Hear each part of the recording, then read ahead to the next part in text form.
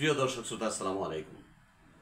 বাংলাদেশে এখন আলোচনার কেন্দ্রবিন্দুতে রয়েছে এনসিপি নামে রাজনৈতিক সংগঠনটি, যে সংগঠনটিকে এখন হাটে ঘাটে মাঠে ইবনকে শাহস্থলে বসে মানুষ এটাকে ন্যাশনাল চান্দা পার্টি হিসেবে অভিহিত করে।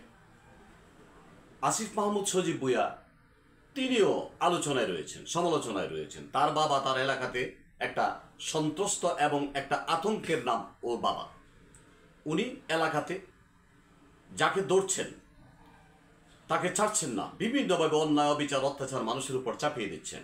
এটা খবরের কাগজ টেলিভিশনে আমরা যা দেখছি তাই বলছি, এটা আমার নিজস্ব কোনো কথা নয়, এটা আমরা জানতে পারছি বিভিন্ন মিডিয়ার মাধ্যমে।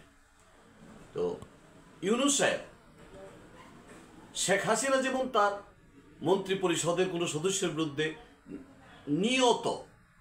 নিরন্তর কোনো সমালোচনা হইলেও ওনাকে বাদ দিতেন না, জনাব ইউনূস সাহেব ওই সব উপদেষ্টাদেরকে ওনার মন্ত্রী পরিষদ থেকে ওনার উপদেষ্টা পরিষদকে বাদ দেওয়ার কোনো ইচ্ছা বা আকাঙ্ক্ষা ওনার নেই। জাতি কি চাচ্ছে, জনগণ কি চাচ্ছে, এইসব দেখার সময় ওনার নেই। কারণ উনি বাংলাদেশের কোনো ক্রাইসিসের সঙ্গে উনি জড়িত ছিলেন না। উনি ছিলেন না মুক্তিযুদ্ধে, উনি ছিলেন না সেই জুলাই অভ্যুত্থানে। তবে হ্যাঁ, উনি এসেছেন এমন একটা সময়, ওনাকে আনা হয়েছে যখন ওনাকে খুব প্রয়োজন ছিল। এখনও জাতির প্রয়োজন আছে বলে আমরা মনে করি, কিন্তু উচিত নিরপেক্ষভাবে দেশটাকে ভাবা এবং মানুষকে নিয়ে চিন্তা করা। মানুষ কি চাচ্ছে এটা নিয়ে ভাবা উচিত না। আল্লাহ সবাইকে হেফাজত করুন। আসসালামু আলাইকুম।